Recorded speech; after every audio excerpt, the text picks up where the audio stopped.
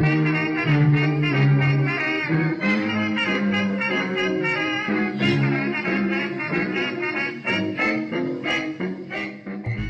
hello and welcome to another episode of Rustacean Station. I'm your host, Alan Wyma. Today we have Lily Mara. I believe I said that properly this time. Mara. I knew it. Sorry, Lily Mara. She's an engineering manager over at OneSignal. And she's been working with Rust for quite some time. She's also the author from Manning, and her book is called Refactoring to Rust, which we had you on my other podcast, so I already have some experience with this. And so your book has been really influential to me because I'm currently making a course right now. I'm not going to say too much about it because it's not really a podcast, but yeah, your book's been great for me. I learned a lot. And yeah, when I read through it, I thought, wow, this is really not that bad. And yeah, like, because you always hear FFI is always kind of difficult. At least that's kind of the feeling I have. But I think it's because it has that C background, right? But when you go to Rust, I think the only thing that's not so smooth is when you try to actually do the bridging. It feels a little bit not Rust-like. But that's because you're doing that bridge, and that's the C life, and C is just like that, I think. But anyways, maybe you can just quickly introduce yourself. So go ahead. Yeah, sure. So I've been using Rust for, I think, like 6 years at this point. I started out before the language hit 1.0, and I started using it, initially for just side projects and fun stuff while I was in college. I wrote a toy programming language at a hackathon using Rust. That was really like the first tricky project that I did with it. That wasn't just like, some 100-line toy program. And then I used it for sort of almost a skunkworks project in my first job out of college. And then I moved to the San Francisco Bay Area 2 years ago, and I got a job at OneSignal because they were a company that I knew was doing Rust. And I was like, if I'm going to move to the Bay Area, it's the beginning of my career. I should try to get a job at a company that's using a cool technology, if I'm going to be out there. And it's been really great. I've really enjoyed working with Rust professionally. And I published a blog post last year that sort of summed up how our usage of Rust has changed over the years at OneSignal. And that actually got some traction, and that led to some folks from the publisher Manning reaching out to me and saying, hey, if you could write a 2,000-word blog post, do you ever think about writing a book? And, I just had a similar reaction. I was like, well, it's the beginning of my career. I can try it out and see see how that goes. I hadn't really thought about writing a book before, but it's been a really interesting experience. I've learned tons. It's been really great for sort of improving my written communication skills, which I think is super important as you move through a career in technology. I think documentation is really undervalued as a skill in tech, and having access to this, giant corpus of knowledge on how to write a book and how to teach technical topics from Manning has been really helpful. So do you feel your writing's actually improved? I mean, it's interesting they came to you after you wrote some pretty good blog article, and then now you're writing, and then you feel like they're really helping you to kind of really improve it now? Yeah, I definitely feel like they've helped me to improve. So the thing about tech writing that's different from like how we sort of traditionally think about the publishing world, like if you envision what a book writer is like in the normal world, you probably imagine somebody who like has a story in their hearts and they've like been wanting to tell it for so long, and they're like, banging down the doors of publishers, getting their manuscript everywhere, trying to sell their book, right? And that's really not what tech writing is like, because most people don't get into tech so that they can write a book. They get into tech so that they can do tech stuff.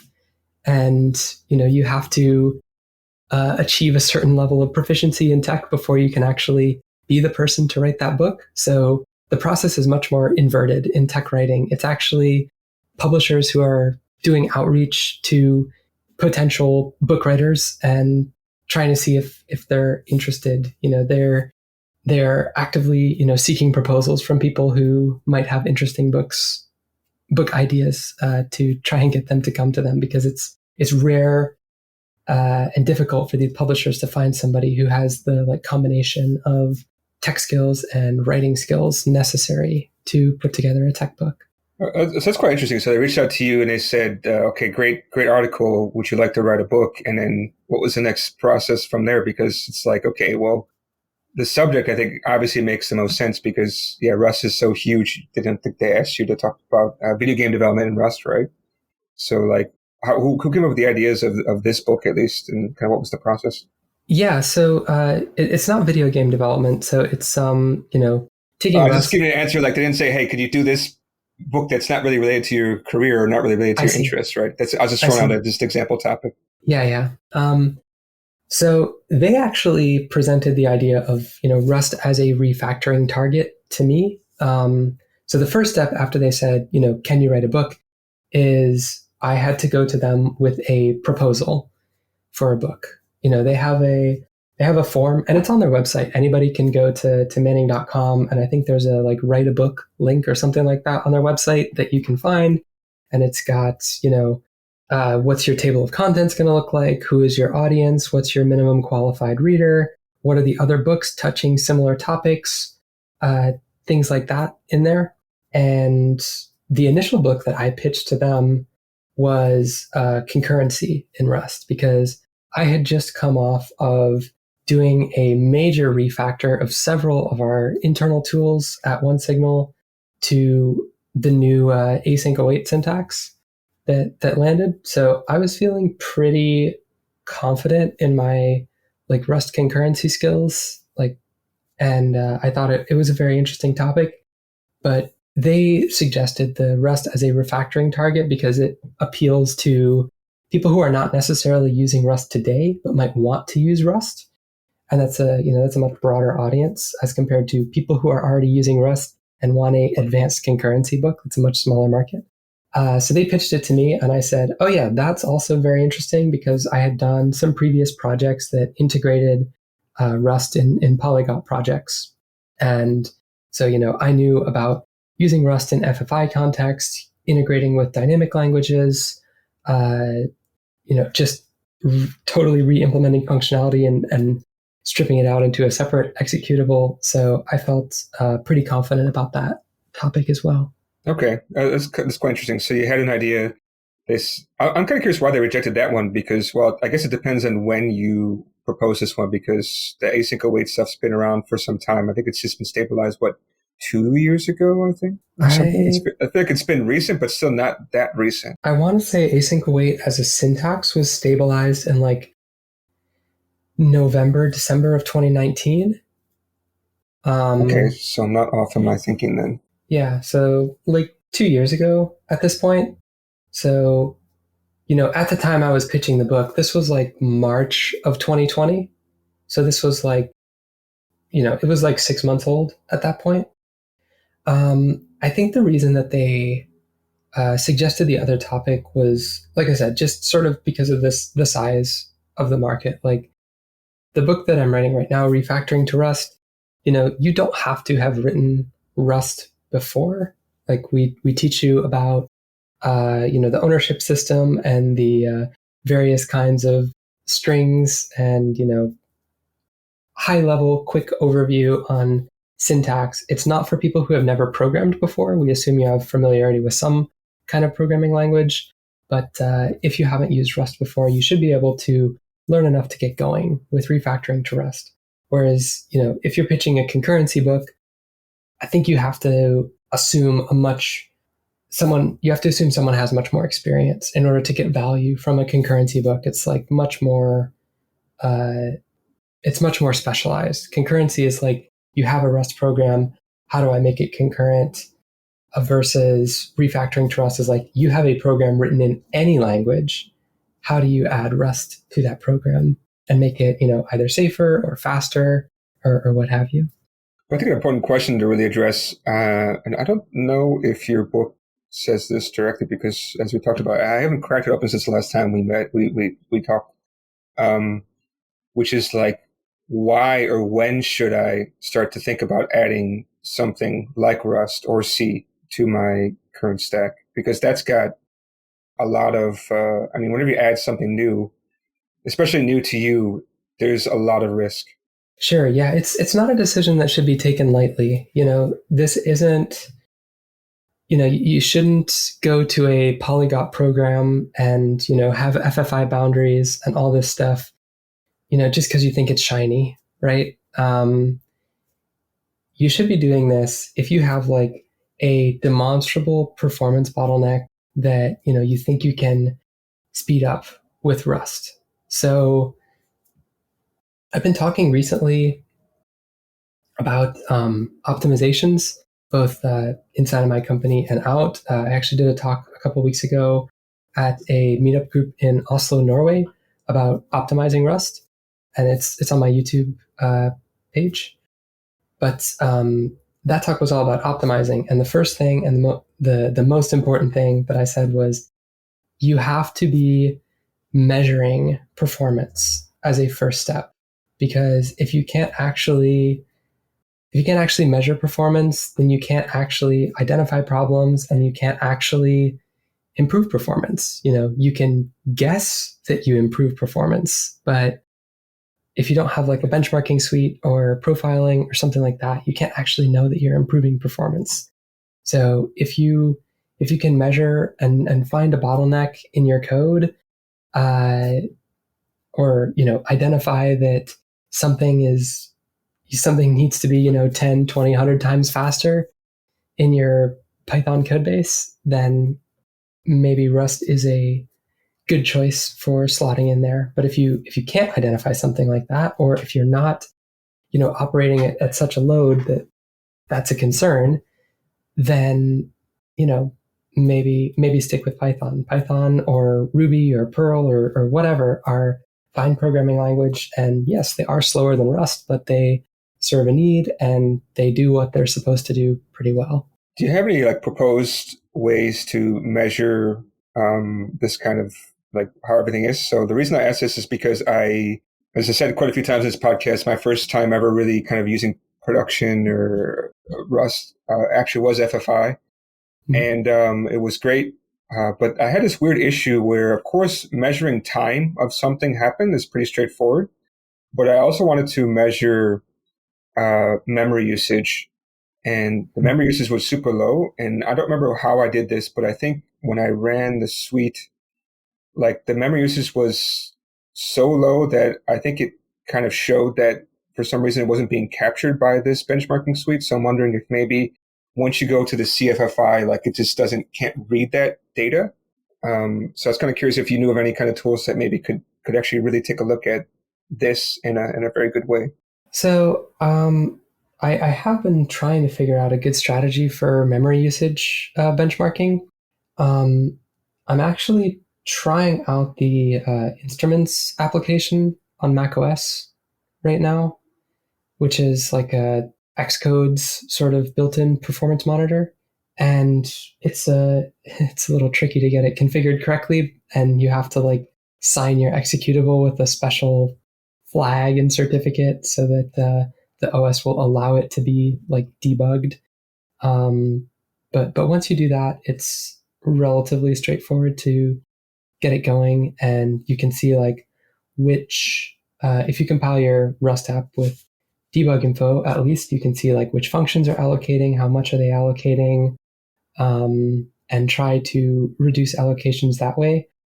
I think it would be a little tricky to do this like if you are using, for example, like Python and Rust to like try and compare allocation sizes between them. You might need multiple strategies, like one strategy for measuring memory usage from Python and one strategy for measuring memory usage from Rust. Because I think like if you pointed instruments or Valgrind or something like that at a Python application, it's probably going to tell you that all of the allocations are like pydict.add or something like that, whatever that C function is called that does the allocations. It's probably not going to show you like, oh, this Python, HTTP handler is causing all the allocations.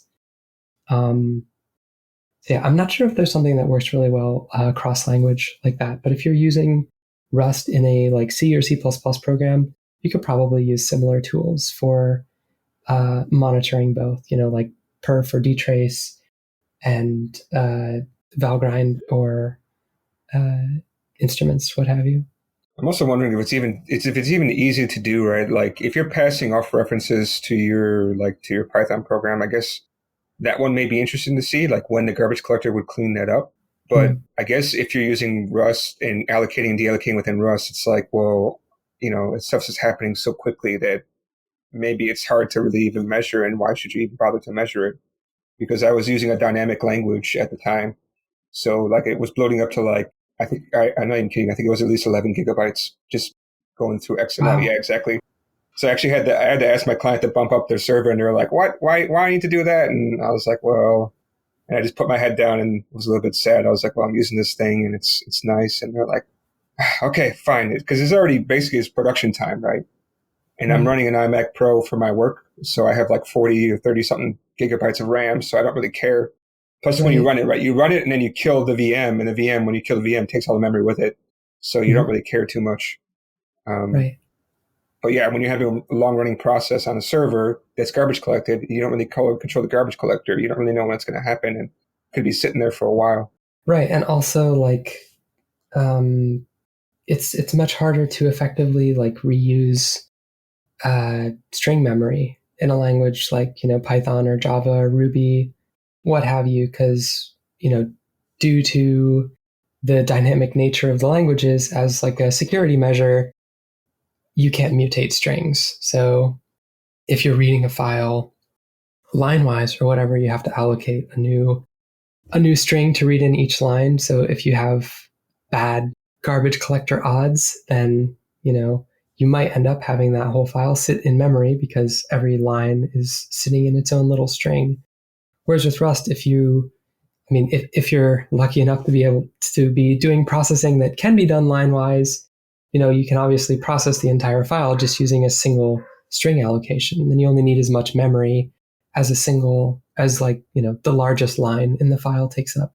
And that makes sense. But also, plus the memory of these dynamic languages, because there's always a lot of extra metadata attached to things, right? Yeah.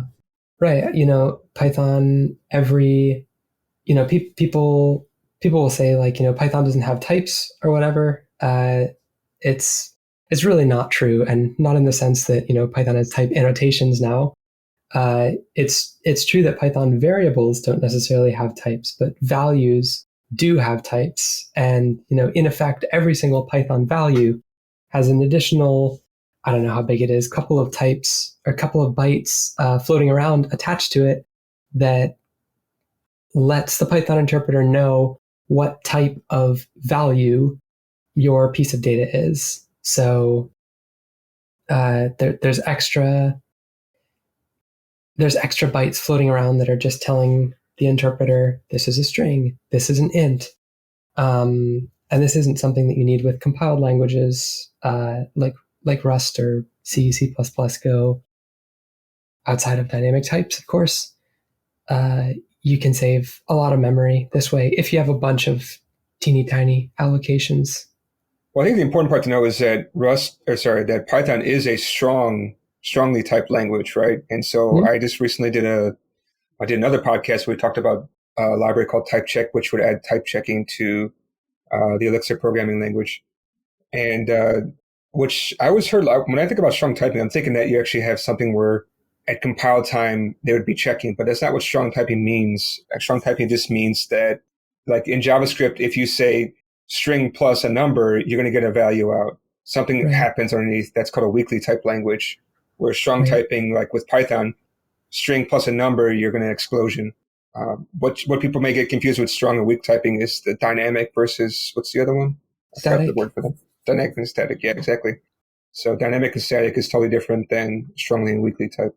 Right. Yeah. Yeah, that was interesting when I learned that because previously uh, people generally just talk about dynamic versus static, like it's a left right political spectrum rather than sort of a 2D compass of dynamic static versus strong weak. So you can have every combination of strong versus weak and dynamic versus static.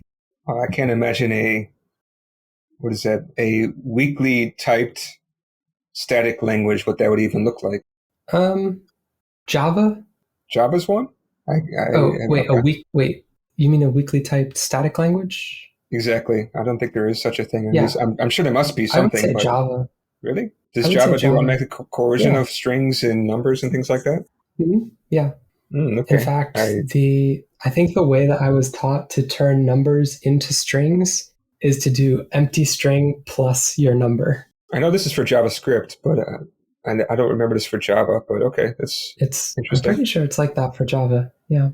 I think I've also heard the argument that's like C is a static weak language because, pointer types can like so easily be Oh, coerced together. well, yeah. Well, you can cast stuff, right? And Yeah. Yeah. I and mean, lots yeah. of undefined behavior when you start doing interesting things. That's why we're looking at Rust these days. Yes, definitely. In fact, recently seen, like I always hear the term undefined behavior, but just recently started seeing UB strung about within some Rust stuff. And I thought, okay, I think I know what this one means. So Yeah, I mean, stay away. yeah.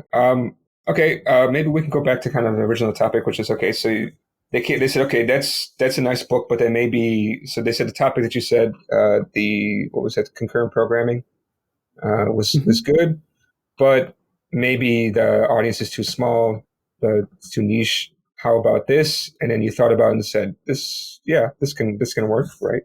Yeah, yeah.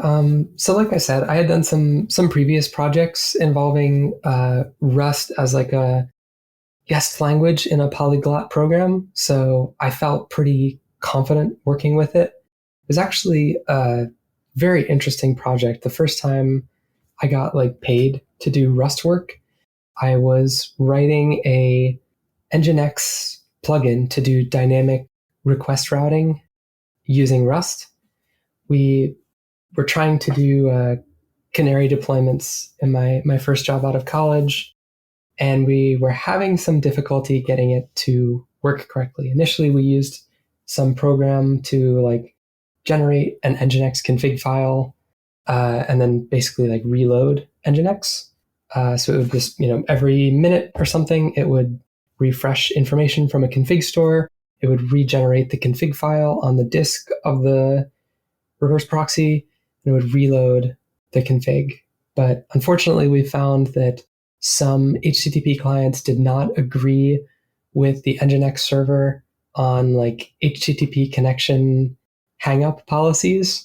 So some HTTP clients would keep the connections open. So when we tried to reload the server, it would cause massive amounts of 503 errors. And if our system was going to be reloading the Nginx server every minute, this was going to be an absolute disaster for our availability. So somebody, I don't remember who it was, suggested like, oh, we could, try doing this thing in memory in the Nginx server so that we wouldn't have to reload the processes at all. We would just, make the routing decision dynamically at at the time a request comes in. Um, and I think initially somebody tried using Go, and I said like, it seems really risky to me integrating Go as like an FFI target language in our frontline reverse proxy. That's pretty risky. It seems like it's garbage collected, and I think people may or may not be aware. At the point that you start doing CFFI in Go, the language actually gets a lot slower because they have to turn off, I think, some stack size optimizations that normal Go code has.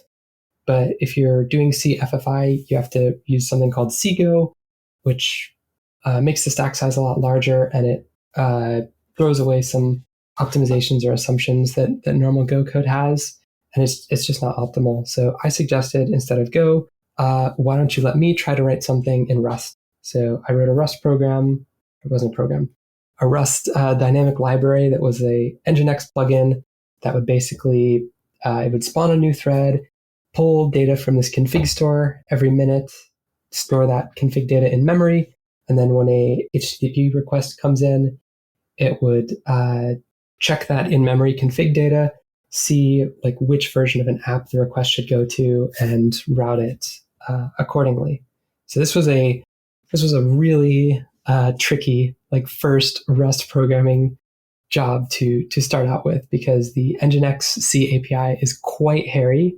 And of course, I'm managing the Nginx memory model and the Rust memory model and the C memory model at the same time.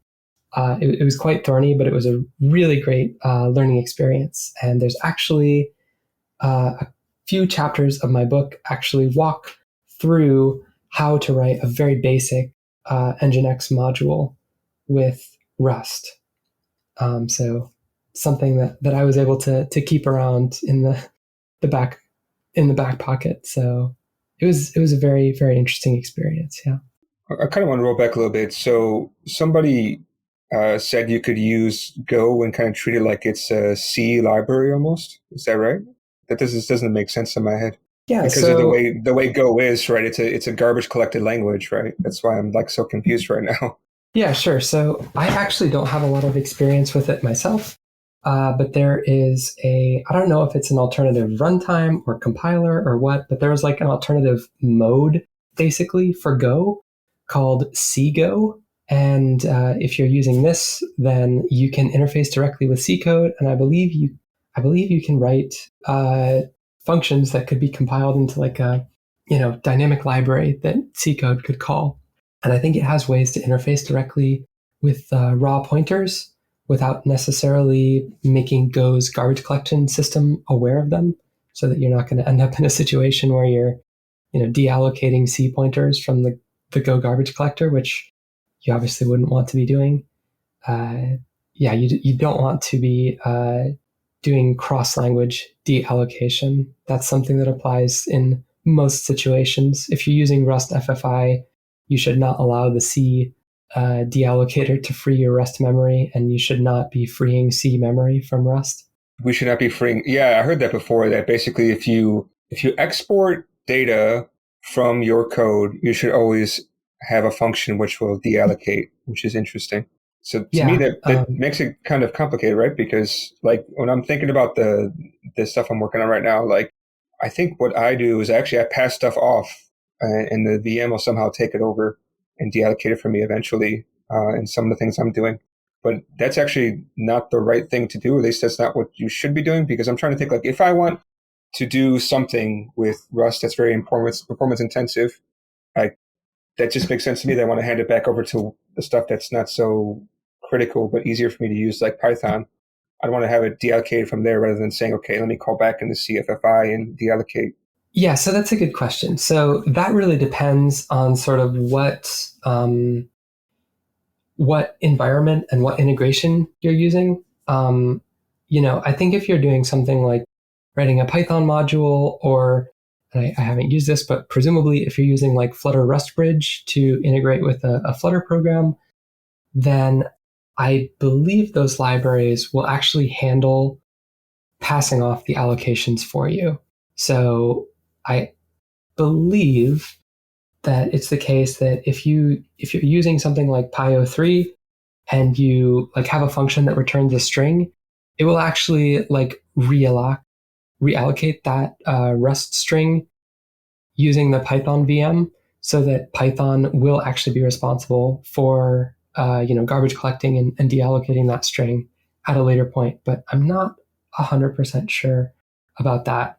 But I was more speaking to like if you are just doing raw CFFI, and if you have, say, a struct that you're like, if you have some kind of manager struct that you're passing to C using like a box pointer, you can, if you need to pass a heap allocation, basically if you need to pass an owned type to C, you should probably put it behind a pointer so that you don't have to worry about trying to copy like Rust's memory layout into C.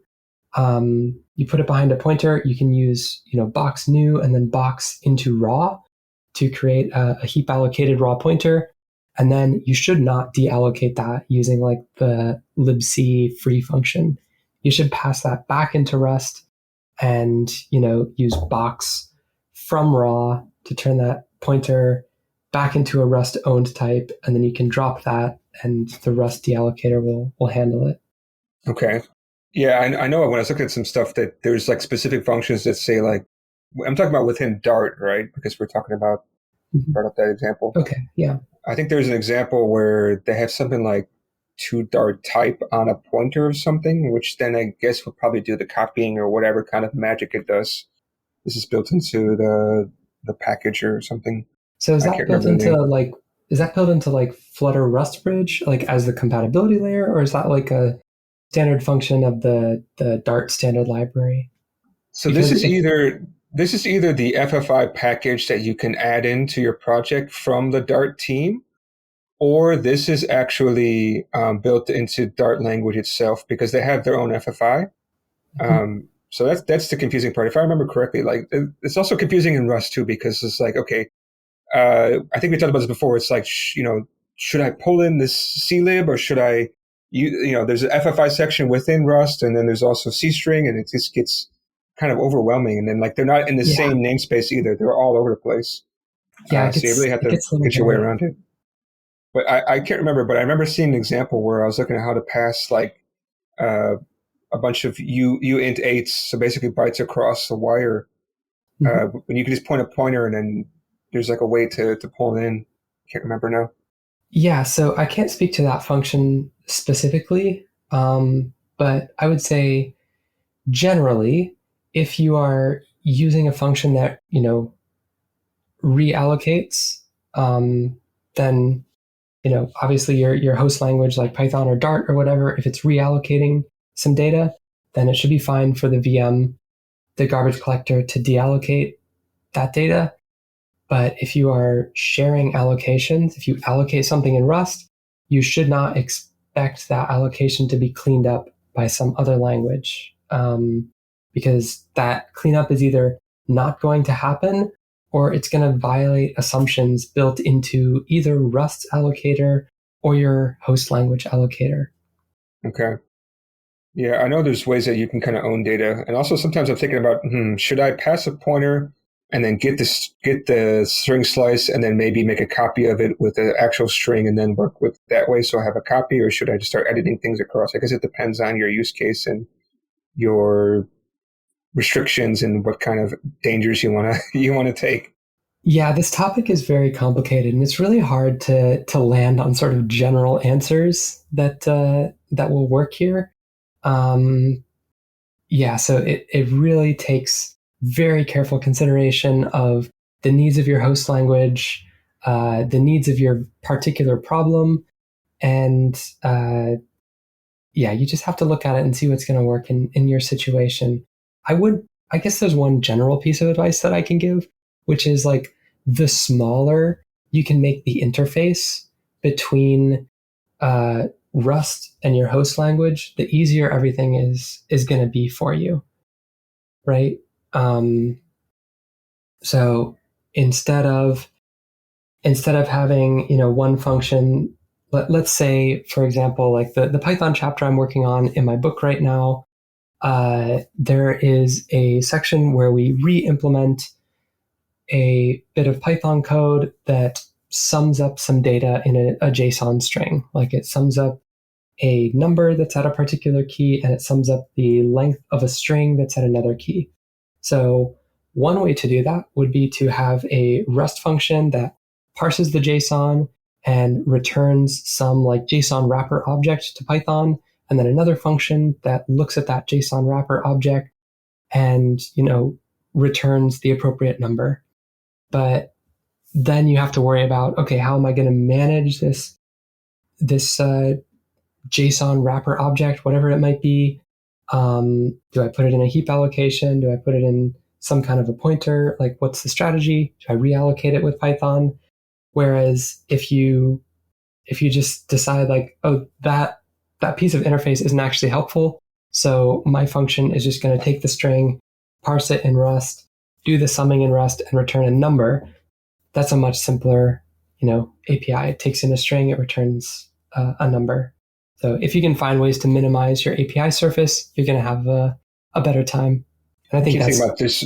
There's some meme I keep thinking. There's some meme I keep thinking about. It's like you're gonna have a very bad time. I forgot where the heck this came from. yeah, it's an episode of South Park about Is skiing, I it? think. Is that what it is? Yeah, yeah, that might be it. It's in my head. Um, okay. Yeah, I guess, the first time you do it, it's not going to be the best, maybe. And also, like you said, there's more than one answer. And what's the correct answer is kind of depending the artist, right? The Right. coder, and also like your solution and what are your constraints. So that's the tricky part. The APIs can always be expanded. It's much harder to claw functionality back once it's out there. Let's say if I'm going to be exporting it, if I own the entire thing and it's all on me, then that makes life much easier. I can change whatever I want when I want, right? That's true. That's true. Yeah. But if you expose a minimal API to start out with, and then you add in the additional functions later on when they're required, then you don't have to pay the extra step of going through the code and removing all the old call sites if you want to remove some function later on. Yeah, this is true. Um, okay. So when actually did you start working on this book, by the way? Has it actually, was it 2 years ago, or when you start working on, or sorry, not 2 years, because we're talking about the other things, 2 years. Was it like at least a year, I'm guessing, right? Because it takes Yeah, time. it's been over a year, and I think the initial estimates that we had was that the book was going to be done by now. But yeah, it's been a little bit challenging to get some of the chapters out. So it's gone a little bit more slowly, I think, than the initial estimates would have put it out there. But I think I started working on it maybe in August of of 2020. So just a little over a year ago at this point. And it's been a really rewarding experience. I think I've gotten to learn a lot. Like I said, it's really helped me to improve my writing skills, which has been helpful for me as a manager, as I have had to do more and more written communications. Uh, so yeah, I'm happy that I picked that project up. Are you ready for another one after still in the middle of this one? I'm definitely going to take a break when I finish the book. I'm going to put down writing for a little bit so that I can not have a not have a side hustle for a little bit. But I might do something else after I've had that little reprieve for a while.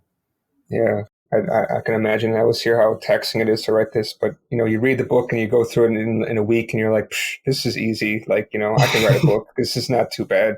Yeah. Some of the stuff I already knew, but I'm guessing What do you think is the most difficult part? Is it come to me? I think the most difficult part must be coming up with good examples.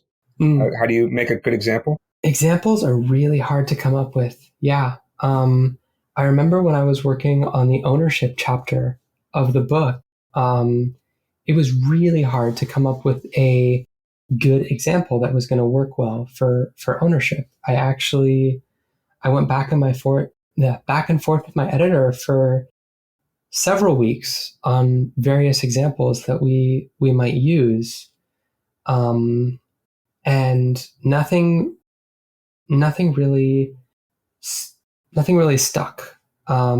Initially, I think we were going to do something like you're parsing a CSV file that has. I think my editor had really bad internet service at the time, so she was like, "Well, let's parse a CSV file that has like uh, ping times, internet service providers, and like zip code or something like that, and we'll find the place that has the worst service to price ratio or something like that. And that's a fine like programming example or like toy problem to hand to somebody, but it doesn't actually communicate ownership as a concept very well. Um, so it's tricky to land on something that communicates the topic. Like you have to come up with things that are really contrived, um, because you have to find something that like narrows in on exactly that piece of functionality or exactly that skill that you're trying to teach. And how often is it that you can actually write a program that only requires you to think about ownership in Rust? Like never, right? Because there's always ownership and thread safety and memory usage and 1,000 other things that go into the programs you're writing. So you have to like narrow it down and pair stuff off, and that's really challenging. Um, yeah, so example finding is definitely challenging. I've also found it tricky to uh, pare down content and like put all the like thoughts in my head into actual words on the page. Um, I've really enjoyed speaking with people and like answering questions that they have about Rust in the past. Like I sort of enjoy, talking shop or whatever. And I can't remember if we were recording or not when I said this, but when somebody asks you a question about a programming problem or any problem really, it sort of exposes a new lens or a new angle on the situation that forces you to think about it in a new way. And I think that's really interesting. It like expands your worldview. It uh, makes you think more deeply about problems that you just sort of like accepted the solution to and maybe like stopped thinking about. But when you're writing a book or writing a blog post or documentation or whatever, you don't have the benefit of the like rubber duck of the other person sitting there, pushing your thought process ahead. You just have yourself and you have to think, okay, how is somebody else, going to approach this problem? Like, am I making it clear enough? Are my words making sense? Because everything always makes sense to people in their own heads.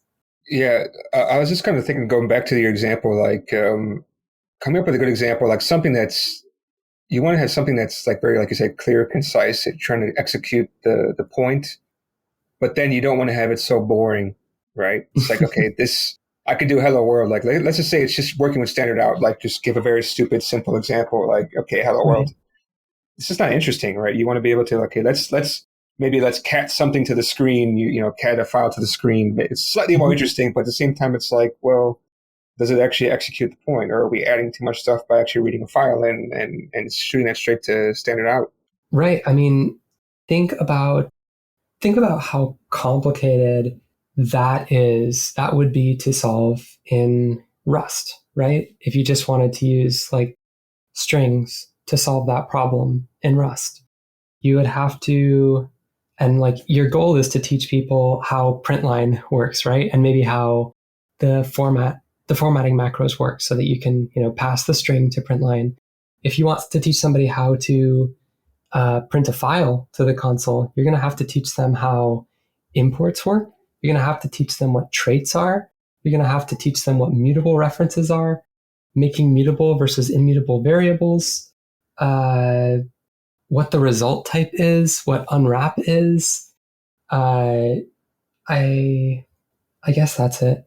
But yeah, that's like so much more complicated. So many more topics are like sneaking in there. And if your objective is to teach somebody about printing, uh, it's going to get lost in all that additional complication. And if they don't know printing, then trying to throw all that other stuff at them at the same time is not going to result in somebody learning about printing. So you have to be really careful formulating examples. And the other thing too is, like, I think, don't be afraid of, this is just advice to people, like don't be afraid of your examples being kind of plain and boring. I think it's more important to try to give what's that word? To try to give like the core of what you want us to teach, and try not to add too much extra stuff. Because even if it's plain and boring, at least it's very clear what they're trying to learn. If that makes sense, because like I'm working on that course I said before, and I asked my designer, hey, can you come up with some kind of app that would be interesting for us to create, and then we'll do like some editing and using FFI. And she's like, let's do this. I said, you don't understand how long it's going to take to teach this, because if you're going to do these things, and I have to go over these topics, can you cut it down? And then like by the time we cut it down to all the features, she was like, this app does nothing basically. I'm like, well, that's because we have to still teach the core part, right? It doesn't do nothing, but it does just enough to get the concept out, and up to the people to expand it if they really want to. Right. Yeah. And I've had to do very similar things in my examples. I think the chapter that teaches the Nginx plugin, I think the initial version of that chapter, like anytime I'm writing chapters that have like a central code example as the main teaching through line, the first thing I do is I write all the code. and then I sort of plan what the text of the chapter is going to be around that. Well, the initial code that I wrote for that chapter ended up being about 4 or 5 times as long as the code that is actually published in the book and on the in the GitHub repo. And I was like, well, I don't have time. I don't have time to talk about this. I don't have time to talk about that or that or that.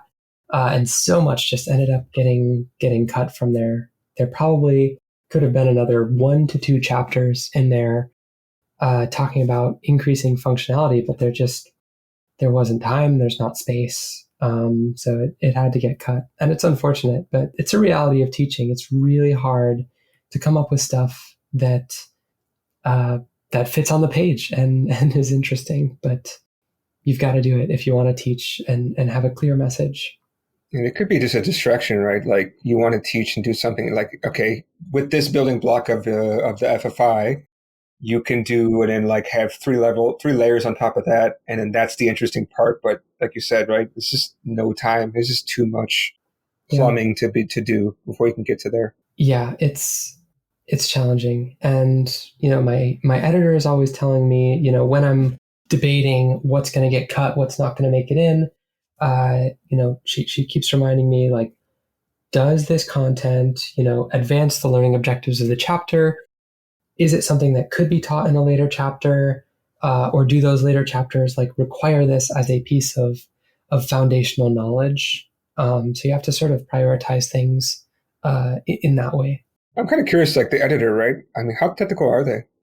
So I have 2 editors. So I have I think she's called a development editor, who is sort of like the content editor. She'll help me plan chapters, come up with topics, come up with like sequencing and learning objectives for the chapter. And then there's also a technical editor, who is someone who has long time industry experience, and I think he's done like C++ development for a long time. So after the development editor has signed off on everything, we'll pass it along to the technical editor, and he'll like go through and actually like code up and run all my examples to make sure that that they all work and they run, and I don't have any glaring technical mistakes in there. So I do have, and I think all Manning books do have technical people who are double checking things and making sure that there's not technical mistakes in there. And also sort of the Manning Early Access Program, the MEEP process, helps books to avoid having technical mistakes in them before production, right? Because if there's a glaring mistake in there, somebody in the community can, go in and drop a message in the forums saying, hey, like I noticed this on page whatever, it didn't work on my computer. I think there's a typo here. And, I get those messages, and I try and respond to people and say, oh, thanks for letting me know. It'll be fixed in the next version. Oh, so you have those kind of trolling people, maybe? The ones that say, oh, I found a mistake. How come you don't know what you're doing? I hope you don't have those kind of people, though, do you? I haven't had people say, like, I can't believe you don't know what you're doing, or I can't believe you made a mistake. I mean, I make mistakes just like anybody else does. And, when people point them out to me, it's generally been pretty positive interactions. And I would much rather catch a mistake now when it's digital and cheap to fix, as compared to when it's paper and sitting out there on the shelves that will probably never get fixed. Yeah, I agree. And we talked about this in the other podcast we did last time, which was like people are generally, what's the word, encouraging, and we'll say, hey, this one maybe there's a better way, or this kind of thing, or did you know about this? So, like we said, don't feel dumb if somebody ever catches your mistake. Take it as a learning opportunity and then revise and move on, right? Yeah, absolutely. The Rust community, I think, is very, very welcoming to newcomers, very easy to get started in, encouraging.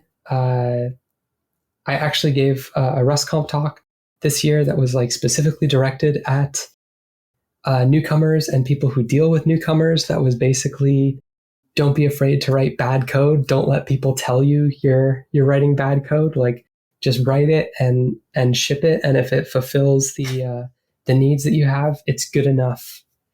And I think that the community is generally very helpful towards new people and people who make mistakes, which is, of course, all of us.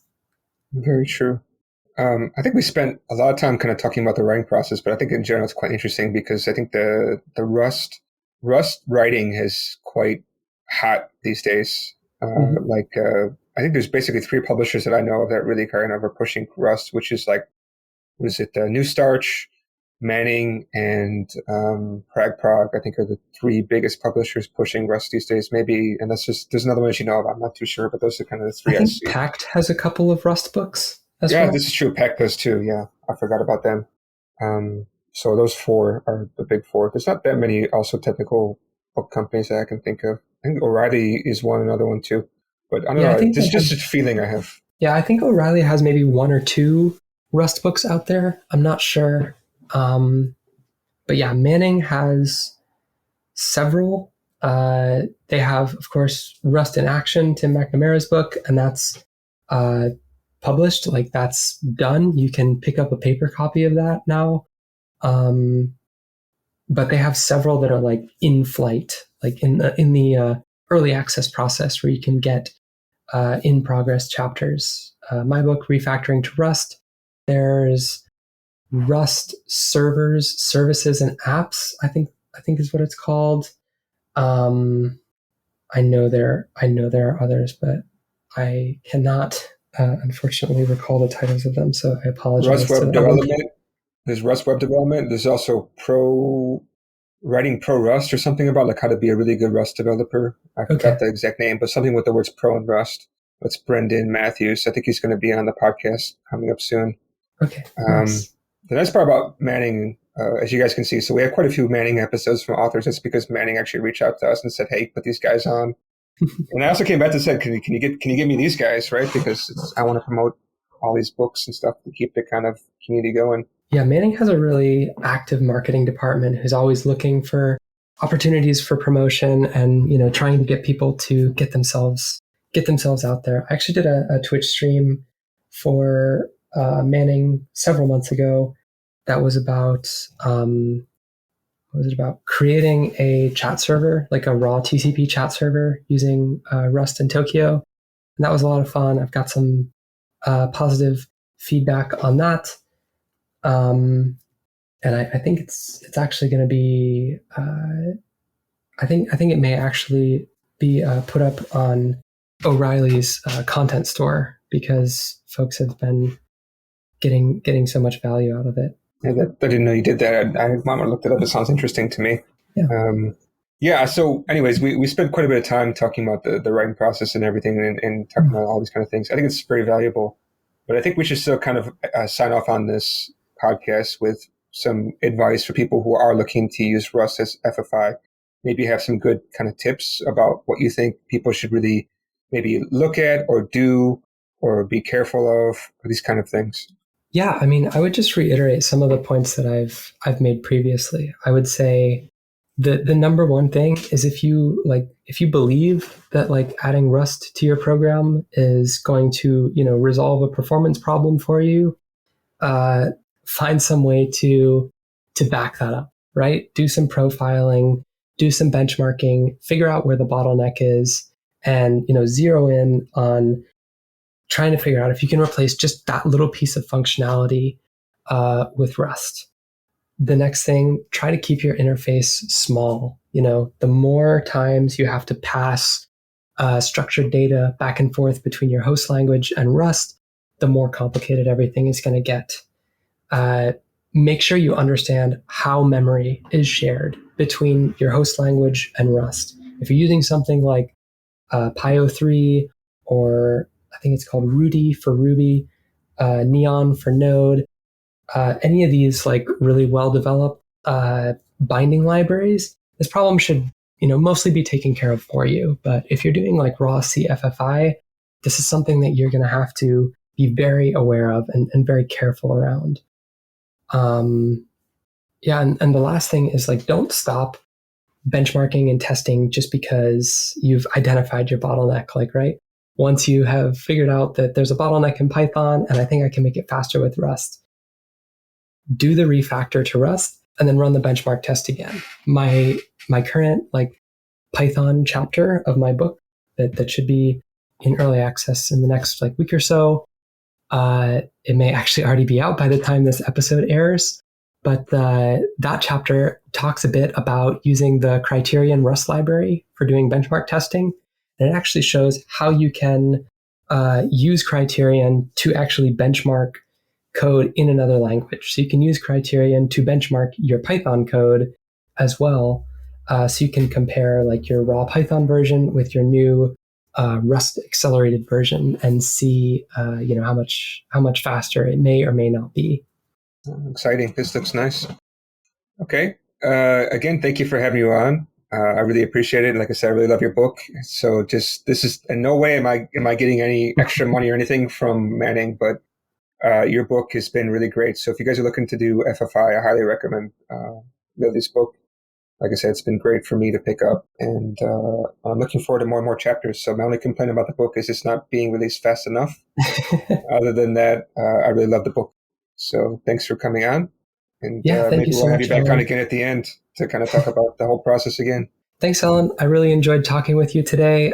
Again, the book is Refactoring to Rust. You can get it in early access today on manning.com. I also have some videos up on YouTube. You can search Lily Mera on YouTube and find me there. Happy rusting to everybody. I had a great time talking with you, Alan, and hope to talk with you again soon. Yeah, I hope so too. Thanks for coming. Thank you.